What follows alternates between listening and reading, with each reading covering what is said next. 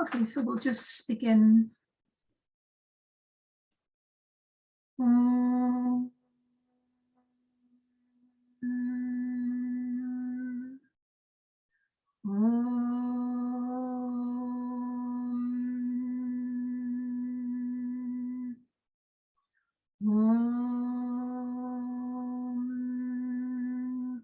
Sahana bhavatu sahano bhunaktu saha viryam karavavahai tejasvinavadhitamastu ma vidvishavahai. Om Shanti Shanti Shanti. Om Sadashiva Samarambham Shankaracharya Madhyamam Asmadacharya Paryantam Vande Guru Paramparam. Om Shri Gurubhyo Namaha. Hari Om. So welcome everyone to this talk. It's actually talk number 20, so we've been going for quite a while. And so I'm happy to still see people here after this long. And so today it's kind of a class of trying to put a lot of things that we've done together. So so it is to understand how to use the knowledge from the Vedas that we've been looking at in our day-to-day life. So how some of these things can be helpful to us on a daily basis. I mean, some of them, as you would have known, we've gone quite theoretical, and we've kind of looked at very existential questions, and really to look at how they can be useful to us on a day-to-day life. So what we're going to do that, first of all, we're going to revisit the fundamental and existential questions that we started with 20 months ago, and then looking at the implications of these of the answers to the questions. So I don't know if I'll manage to get through everything today. If not, we'll continue another time. So I'll just go through as to the best we can. So there were 4 questions that we looked at. So it is, why am I here? And the second question, who am I? And the third question is, does God exist? And the fourth question is, what is the purpose of life? So so these are the 4 questions that I'm going to be looking at.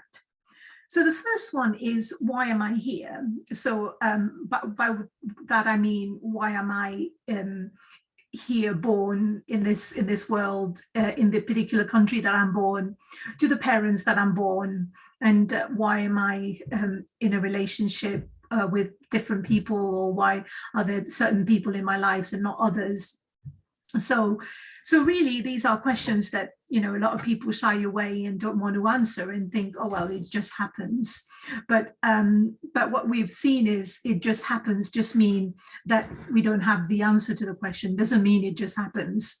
We know very well that nothing just happens. There must be a reason for things to happen. It's just that that reason is not known to us. Okay, so what we've found is that the doctrine of karma that we've been looking at sort of explains very much why we are in the situation we are at today. So what we've seen is life is, we take several births, several thousands of births perhaps, and really, all these actions that we do in one lifetime, some of them we get the results straight away. Some of them we don't get the results for years, hundreds of years, for lifetimes. So basically, the reason why we have this human body now is because of some actions that we have performed before, and therefore we got this body to experience the results of those actions that we have performed ourselves. Okay, so it is not any favoritism. It's not anyone else is responsible, but we are responsible for why we are where we are now. But what I mean by responsible, you know, not to be taken in a sort of negative sense, but it's due to our actions, so it's not due to anything else. And so therefore, it is important to understand that, I mean, obviously, you might have question about these, but but really there is no other explanation about that's plausible enough to explain why we are in this way. And also one thing to kind of reiterate is all what I've been teaching is it comes from the Vedas, and we accept them as the authority of knowledge, if you like, so the means of knowledge. So well, in science, we want knowledge. The means of knowledge is through what we can see, experiments in labs, things that we can perceive, and then also things that we can infer.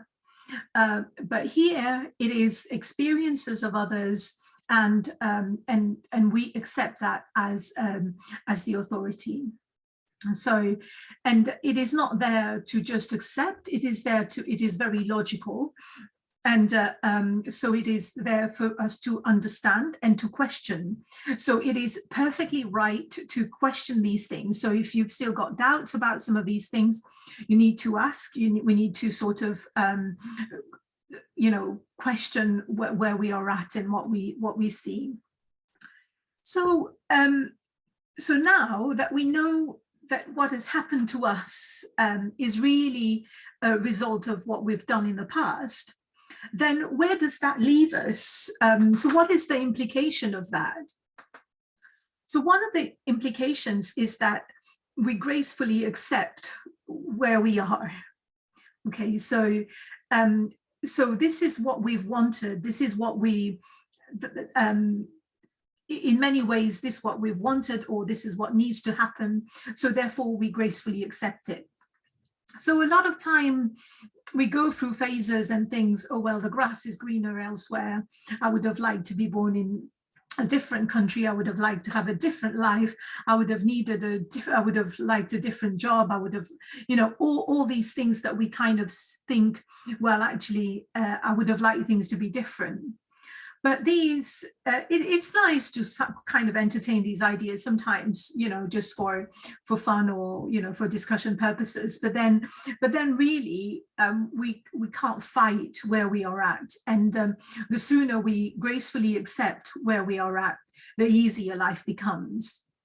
So we don't waste energy thinking about the what ifs. We don't waste energy thinking or resisting what is happening to us. So a lot of times we see people around us, or even we go through phases of that where we resist what is going on and thinking, you know, I'd rather things were different. But then things are not different, and some of things are not going to be different either. So the more resistance we put, the more it takes up our energy, the more it makes us unhappy, because that's something that takes up a lot of our thoughts.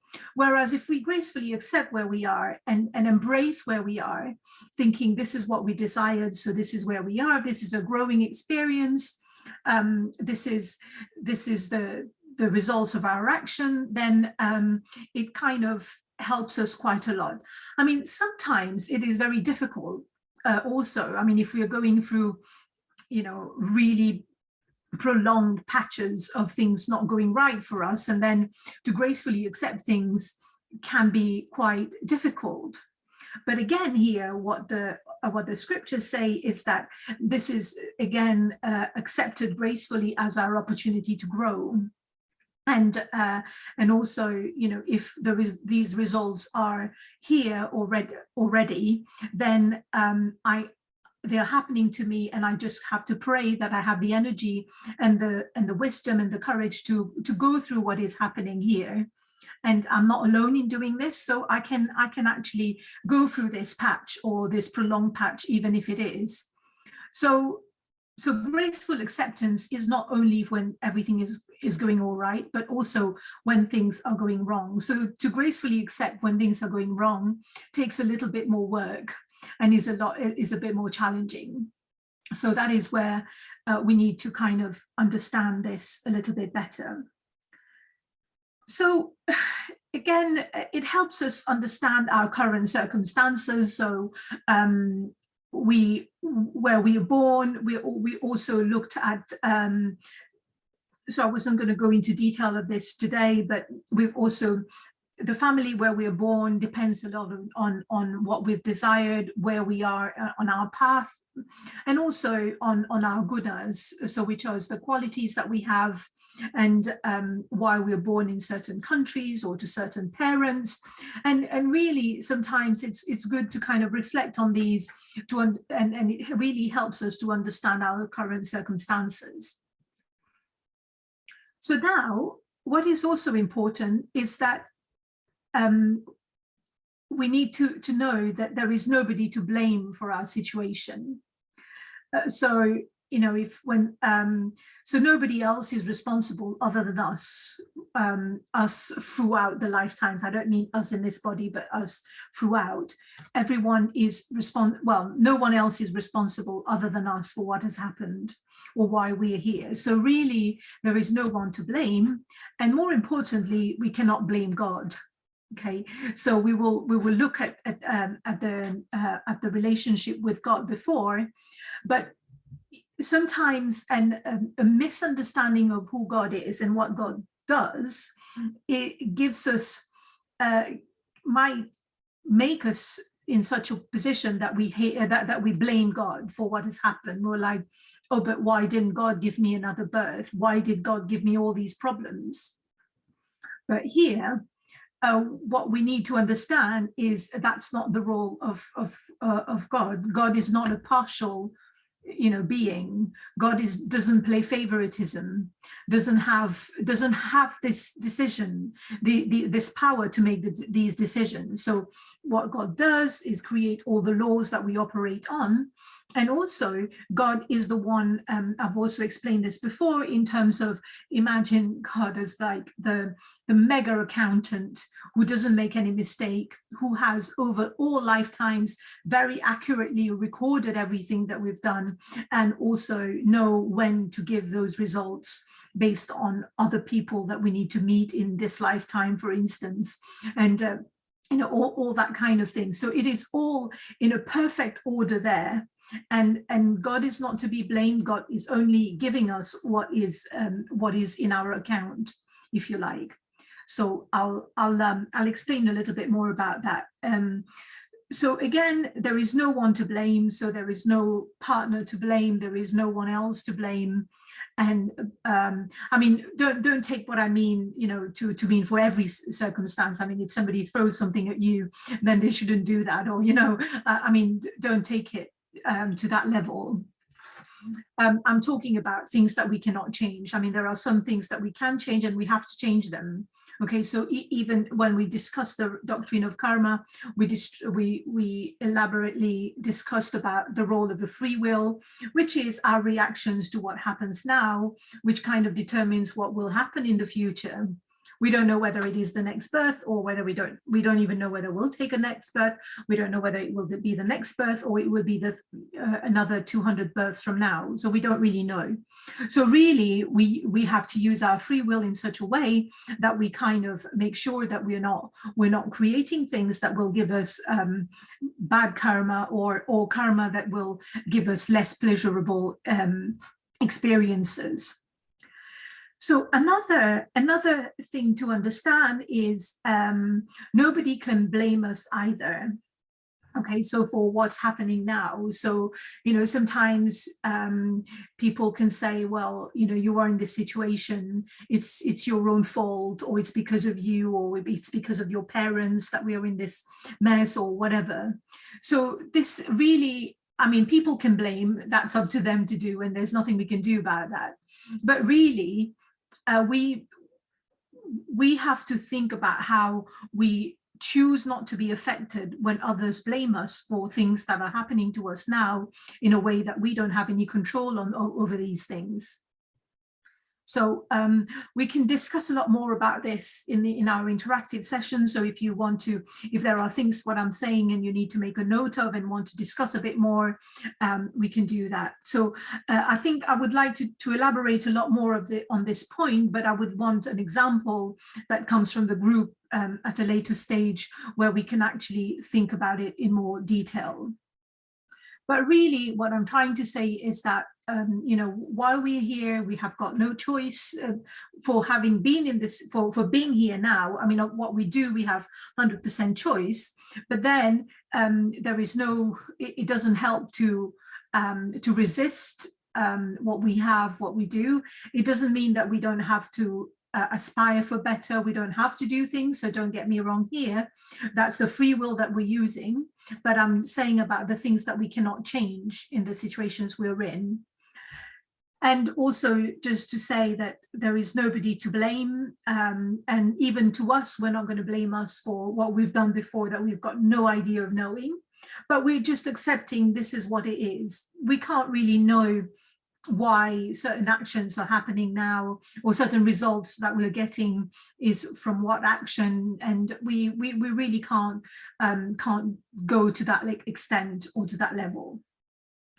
So that's really why understanding the role of karma is very important. So it guides our, you know, accepting what we are, and it also helps us to use our free will in a better way, because we know that whatever we do now is going to go in that reservoir of karmas that are all stored somewhere, and then these results we're going to get later. So if we don't want unpleasurable experiences, then we have to make sure that we don't do actions that will give us those results.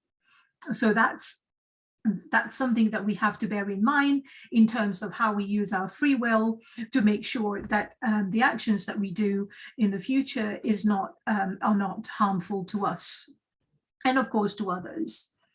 Okay, so that's about the question of why am I here, which is answered by karma. The second question really is understanding who am I? Or to understand this question about who am I, we also need to think about who am I not. Okay, so just to be able to help us understand this. So again, to take each one of these points will take hours to explain, but I'm assuming that you've got some idea of this already, and but we can discuss again, and this is probably a good chance to see where your doubt still lies, where we can address them. So really, we're not this body, we're not this mind, and we're not the intellect. So we are something other than those. So we're not this body. So sometimes we kind of say, I am really happy, and then sometimes we say, my body is aching. So sometimes we're a little bit confused even in our terminology sometimes, in terms of sometimes we use my body, but then sometimes we say I'm not feeling well, or we don't say my body's not well, you know. So sometimes, but sometimes we say it. Sometimes we say, oh, my body is aching. And that's not me, that's my body. So really, there is that constant confusion about whether I am the body or not. But we have seen that we are not this body, and we are currently in this body, but we're not the body. And we looked at various ways where we, for instance, in the dream state, when we're dreaming at night, we completely forget our body. So we're not aware of our body. We kind of go beyond our body in our dream. Okay, so well, I've got dreams sometimes of being this fantastic athlete, which I'll never be, of course. But you know, so there's no limitations of the body, and we kind of moving from one place to another, and you know, the body is lying there, but then we're completely disconnected from the body. Everything that's happening in a dream is in the mind. Okay, so we create this whole world in our mind, and so then what happens is when we are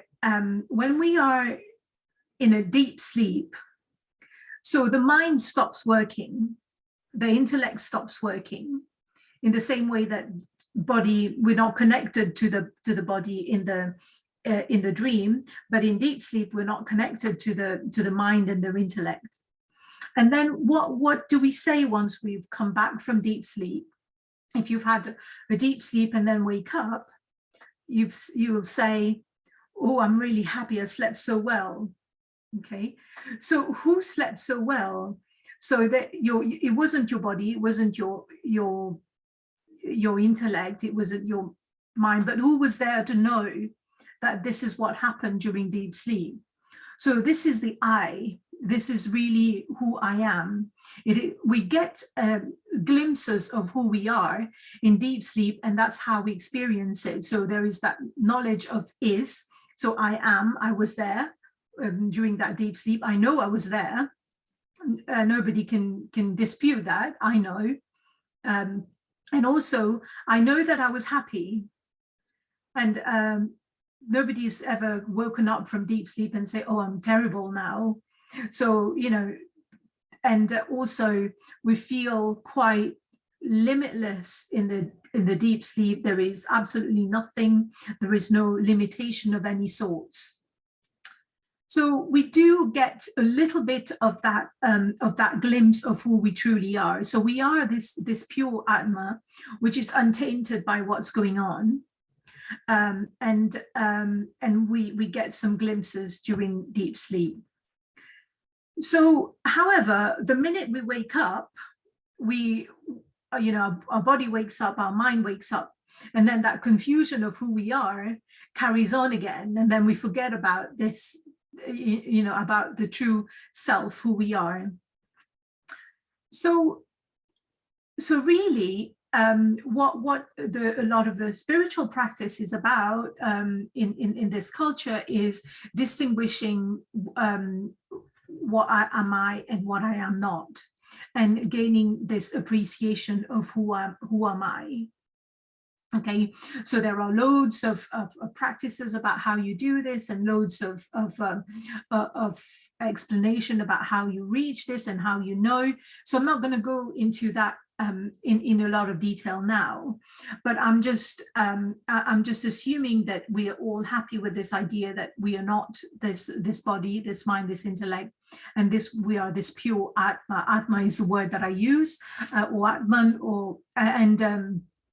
so I tend to use this word rather than the word soul that is used in a lot of other religions, only because the moment I use a word that you already know of from some other things, it introduces quite a few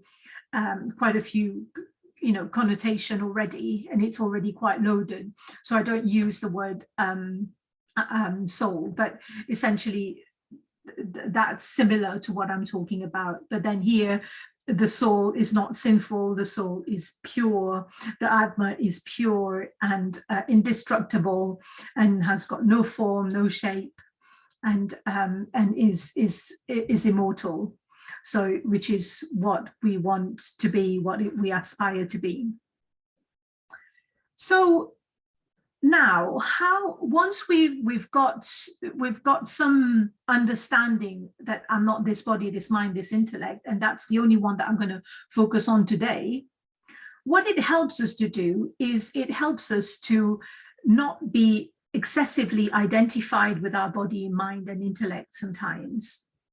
Okay, so when we are very much identified with our body, then we get very attached to our appearance.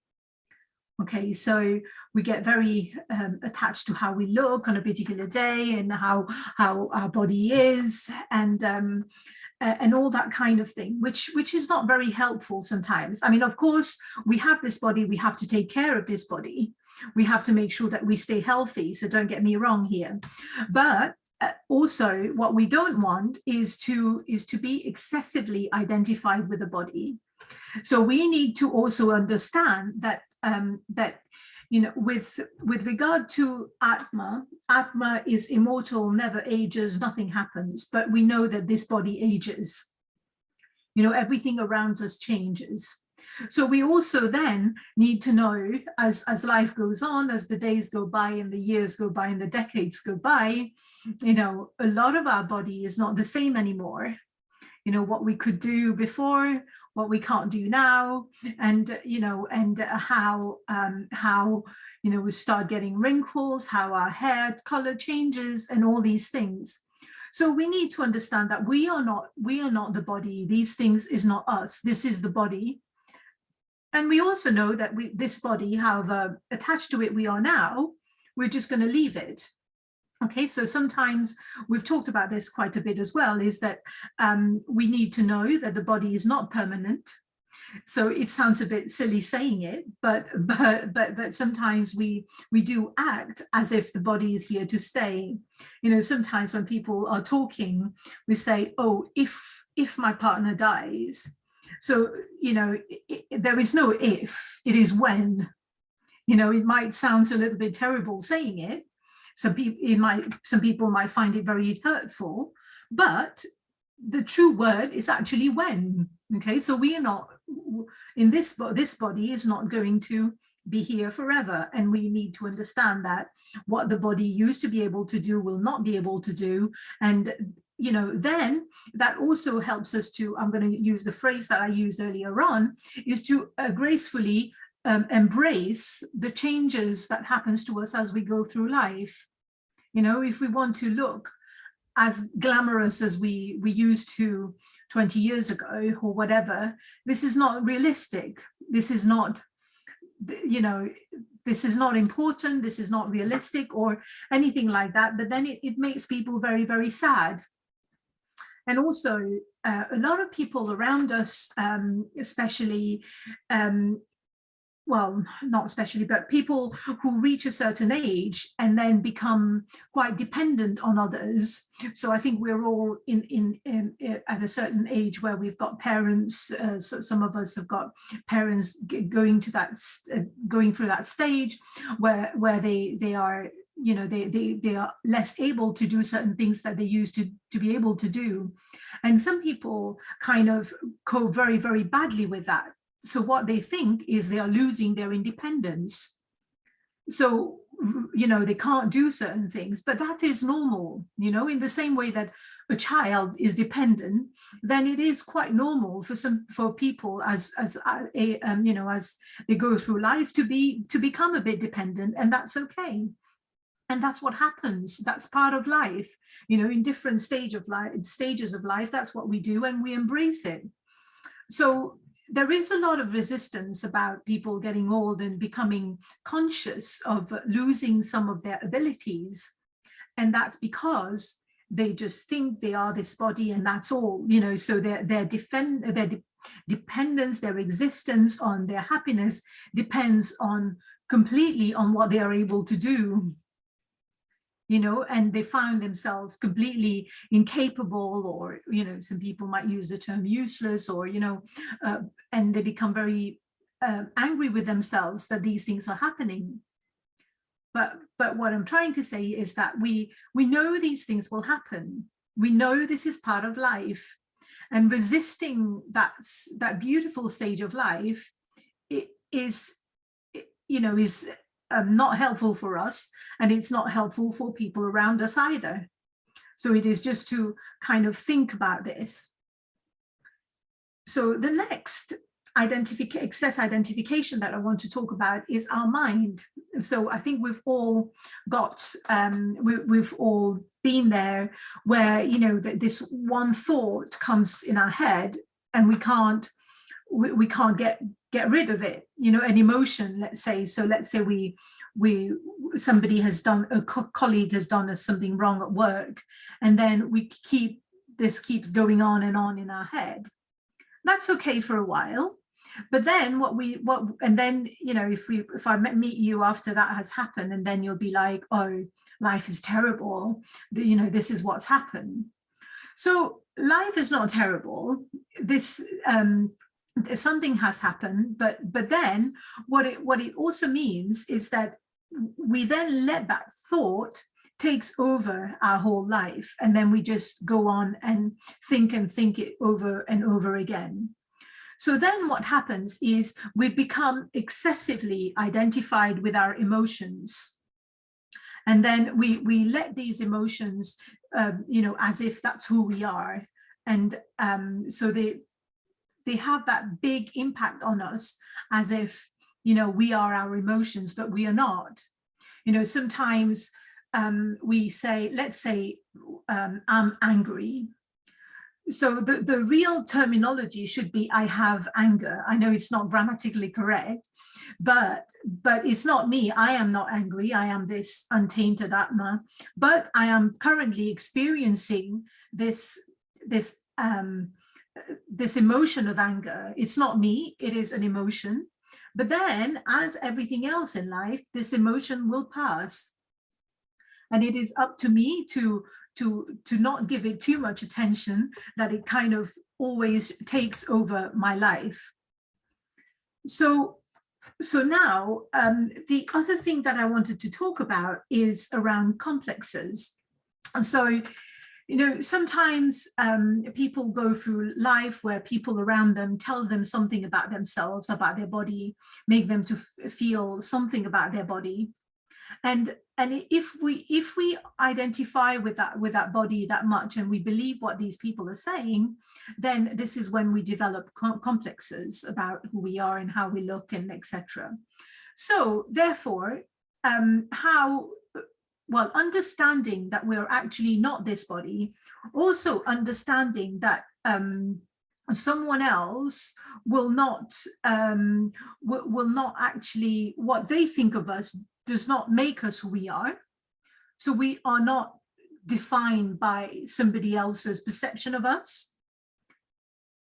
So if somebody think of us as terrible person, that doesn't make us a terrible person. We might have done, a terrible action, but that doesn't make us a terrible person. So it is really separating the person from the action. Okay, so again, this is sometimes something to really bear in mind, that if we can't stop people talking about us in certain ways, we can't stop people saying certain things, or even nowadays we can't stop social media making us feel some way about ourselves. And but what we can do is we can then rationalize and say, well, okay, the conditioning that society or social media is putting on me really doesn't define who I am. I am this untainted, pure Atma, and this is my body, and this is what they think, but that doesn't make me what they are, what they think I am.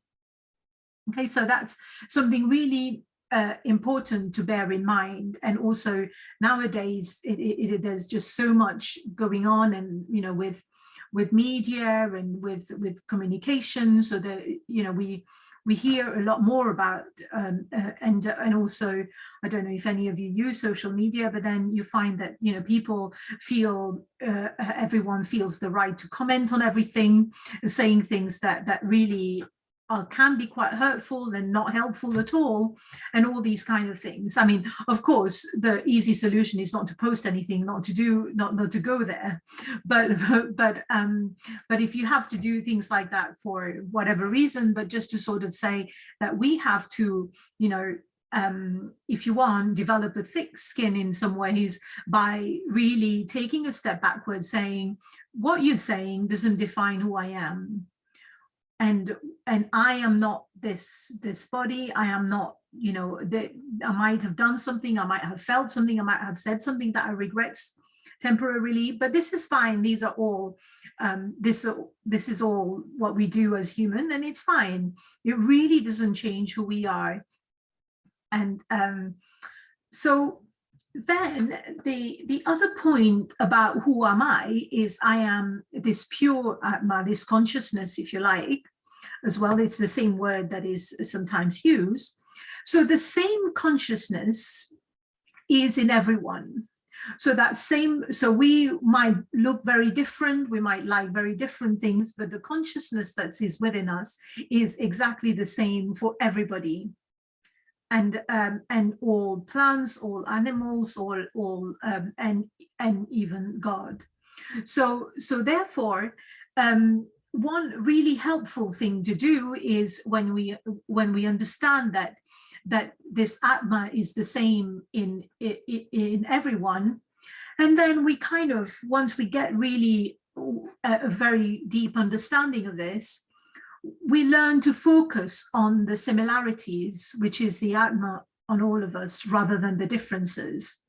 So now, when we're describing somebody, or we start by the differences, we start by focusing on, on height, weight, color of skin, length of hair, all these things that are all different, what they eat, their habits, and, all things cultural, all things whatever.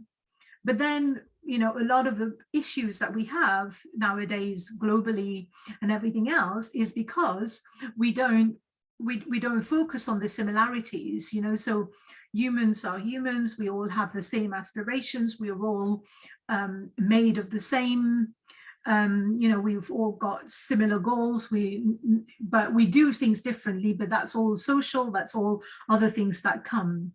So really, once we get an understanding of who we are, and then slowly, we are able to kind of then stop discriminating against others, or understanding more and focusing more attention on the similarities rather than the differences that with others that we live in contact with. Okay, so so this is just to give you some pointers around what I think this understanding gives us. So there is a lot more that can be said, but that's all I'm going to focus on this today. Now, this question is, does God exist? Who is God, and does God exist? So again, I mean, I've used the word God there just as a title, but when I talk about God, I always use the term Ishvara. And again, the reason is because we all have a conception, well, our own notion of what God is and who God is and all that. And I don't want to talk of God in the same way. And, so I want to have the understanding of God that we've learned within these lectures. So here we're talking of Ishvara. And so Ishvara is the giver of the fruit of our actions. So we've just talked about that before. So Ishvara doesn't decide what to give us. And this is all governed by laws. This is all there imprinted somewhere in the cloud, So so that's all that comes that Ishvara does. So Ishvara is the creator. So again, it is a lot of people dismiss Ishvara as the creator, thinking, well, the world happened by Big Bang, or the world just happened. All these perfect laws that exist in the universe just happen because, so for instance, we'll say, so-and-so scientists discovered this law. Well, they discovered how it works, but they are not the one who made this law. So we all this is all that scientists do. They don't make up laws, they just discover what is already there. They try and understand it, but they don't make these laws, and these laws haven't just appeared. So when you think about some of the precision in the world, it is not possible that everything just happened, and everything just happened through random mixture of everything. Our human body is one such miracle where, only when you've got something slightly wrong in your body that you will realize how everything in our body we need, everything is just so crucial, and everything is just as it should be. So that level of precision is not a random thing. So also, like,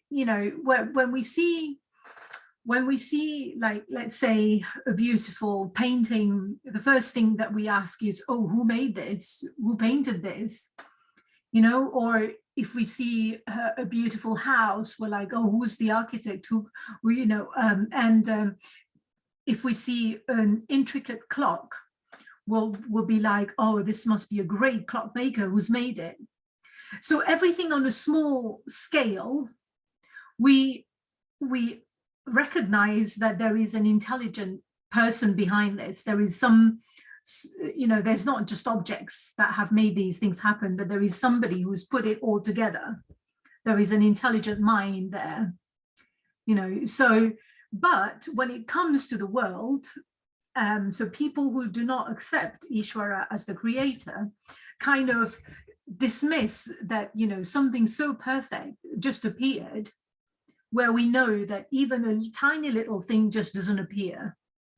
And yet we are ready to kind of, say, well, there is no creator, it's just, there was just a bang and it all happened. And then there was, there was just some evolution and, all that kind of stuff. So really, it doesn't hold water once you start really digging into the details of it. So, well, we're not going to go into a lot more detail on that today, but what I'm trying to say is, so Ishvara is the creator, but Ishvara is also the sustainer of life. So this consciousness that runs through us is Ishvara, and also Ishvara. So I'm not going to go about the word destroyer, so you can forget for this today. This will take us too long to discuss, but and then once we appreciate the wonder of this world, then we also accept that everything is just as it should be in the universe. So everyone has a purpose. Everything we see has a purpose. And even if we look at nature, every tiny creature in nature has got its own function. And also, we have seen this in quite a bit of detail, is that the world, there is nothing but Ishvara. So, this is the other extreme. So there are extreme of people who deny the existence of Ishvara. But here what we're saying is everything is Ishvara. So every Ishvara as the cause of everything that happens. And everything that happens is an effect of Ishvara. And that's the whole thing that we see. Everything in the manifest world is a manifestation of Ishvara. So here, so understanding Ishvara helps us to understand that Ishvara's role is to sustain us. And then we kind of more readily accept this protection. So I used this example not too long ago about, a small child they're generally not stressed out. They're generally very happy. They're not worried about the future. They're not worried about anything. And the reason for that is because they trust their mom and their dad. Okay, so I'm talking about normal, of course, there are some exceptions to this, but most children, they have this, this complete trust of their mom and dad that, they will be taken care of. When they are hungry, they'll be fed.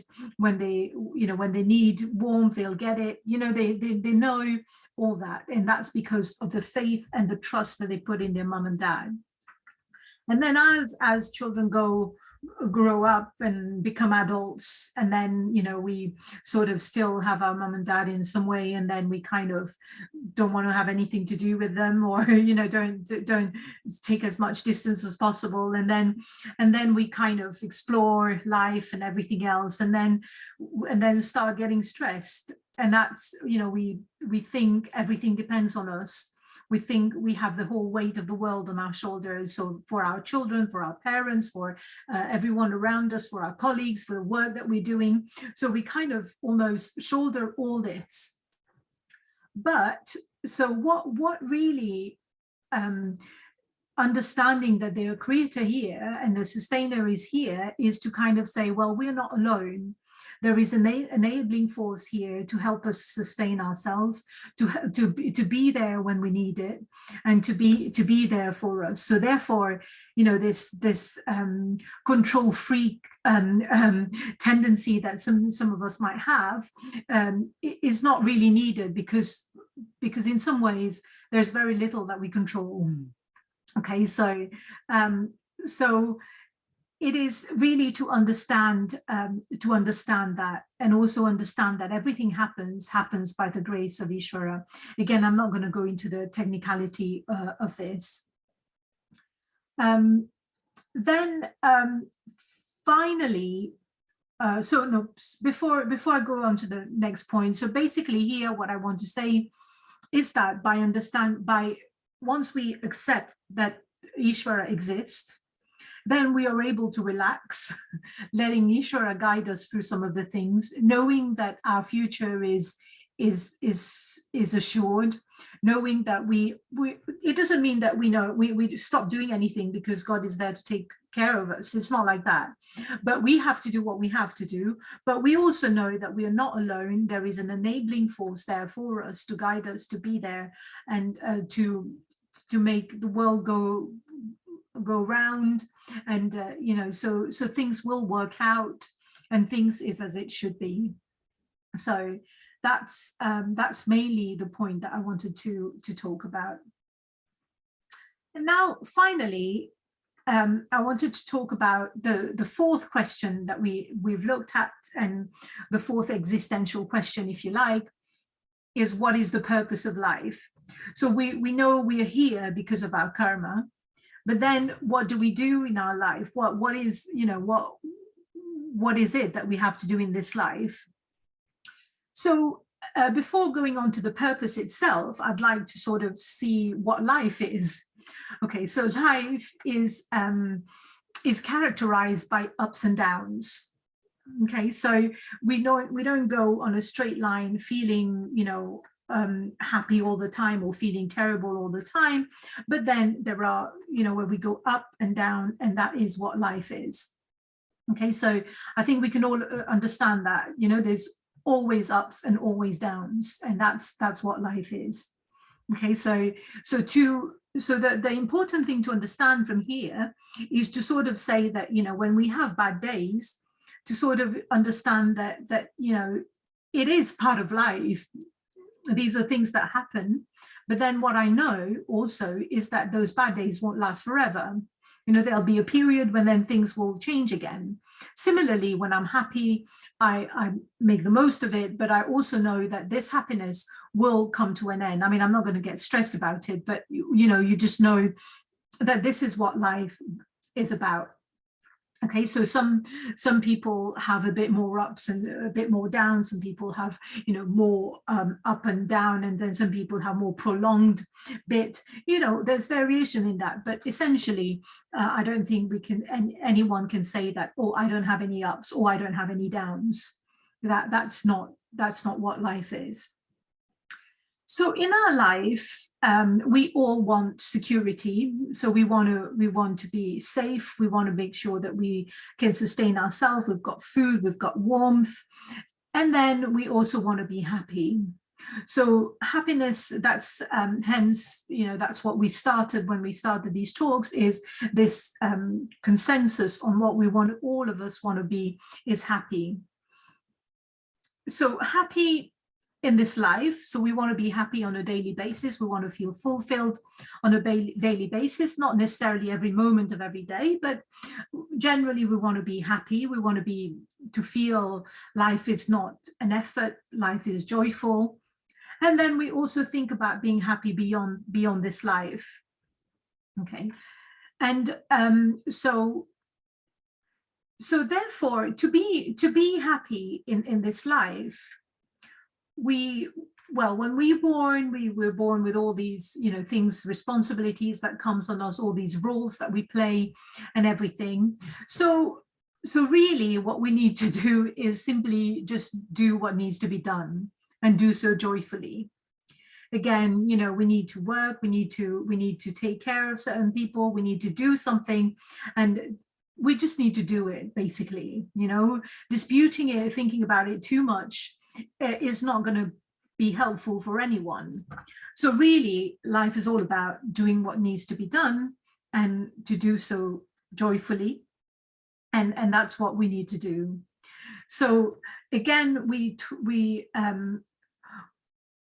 so joyfully, but also with the proper attitude. so whatever we do in life, we've talked about this in a lot of detail when we looked about karma yoga. So the proper attitude is where we just do the best we can. So really, beyond the best, we can't do anything else. So, we need to go to bed every day thinking, I've done my best. I've done the best I can, and that's what I will keep doing. And that's all we can do.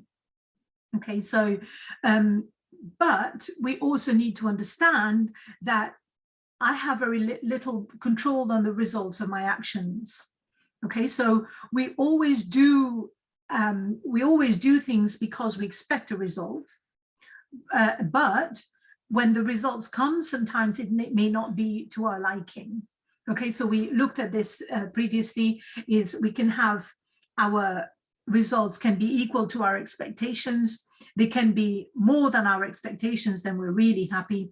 They can be less than our expectations, then we're very unhappy. Or they can be opposite, and then that's terrible. So all these possible results from actions occur in life, and we need to then, when it comes, we need to understand it as the grace of Ishvara. This is what has happened. This is the order of the world, and this is what I need to accept now. Okay, so again, it doesn't mean that, if there is injustice, you need to do something about it. I'm not saying don't ever question anything. Of course not. But that's not what I'm saying. So we need to stand for things that we can change. We need to, when there is wrong that's happening, and we know it is, then we do have a responsibility to ourselves and to others to do something about it sometimes. So then the other thing about the proper attitude is that when I'm doing actions, I need to make sure that the benefits is beyond me. So the benefits is not just for me, but for everyone around me as well, and also for the whole world. Okay, so these are we looked at, we've used these words before. The words of the gunas, the sattvic actions are the actions for the whole world, and if we do rajasic actions, they are actions that's just good for us and our family, and then tamasic actions are the actions that are injurious to everyone else, probably. So so basically, when we're doing actions around, we need to make sure whatever we do, the benefits is for me and greater than me as well, for the whole society, the whole family, and the whole world. So in the yoga class, and sometimes we can think, oh, well, actually, how can I do this? I mean, is this possible for me to benefit the whole world? And I'm just a simple person, and how am I going to do this? But actually, there are very simple things that we can do, and some of them is smiling at people. And another thing that we do in our yoga classes is at the end we pray for the whole world. We pray for the welfare of everyone. So we have this prayer that goes Sarvesham Swaste Bhavatu, so auspiciousness be unto all, perfect peace be unto all, happiness be unto all. So this is our prayer for the whole world. So this is what I mean by when we are doing what we're doing, is we are thinking, even if it's just if it's an asana practice or whatever, we end it, and we can still do that and bring the whole world into our action that we do now on a little screen and in our own home. Okay, so really there is opportunity to do all these things all the time, and once we are tuned to these things, then we can see that actually there is a lot that I can do just here on my computer and without going anywhere else.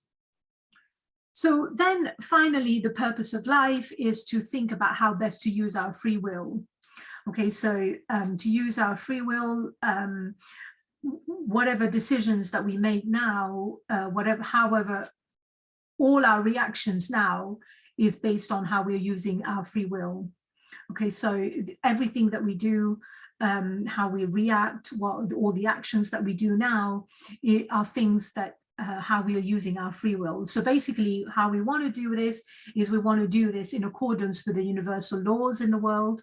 So universal laws meaning not harming anyone, not causing injury to anyone, and all these universal values which we've used the word dharma for. And everyone knows what is right and what is wrong. Even a little child knows, even our cats know what is right and wrong. But whether they actually do it is a different story, but they do know. Okay, so this to do the best with our free will, we live a life of dharma. We make sure that we don't do any actions that are injurious to others, that cause harm to others. We don't lie. We don't do loads of things that we've looked at in the past in a lot of detail. Other values that we want to be cultivating in our life. So basically, that's the fourth question. So what I've done today is really a whistle tour of the stop tour of what we've done so far, and some of these questions that we've looked at, and some of these answers.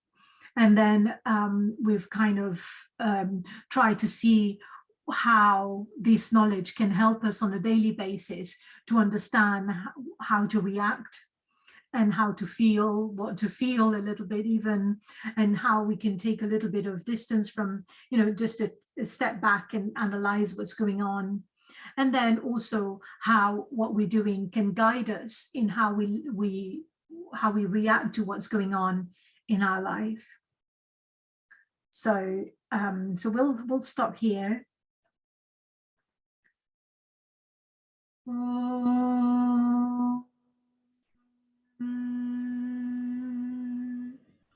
Purnamada Purnamidam Purnat Purnamudachyate Purnasya Purnamadaya Purnameva Vashishyate.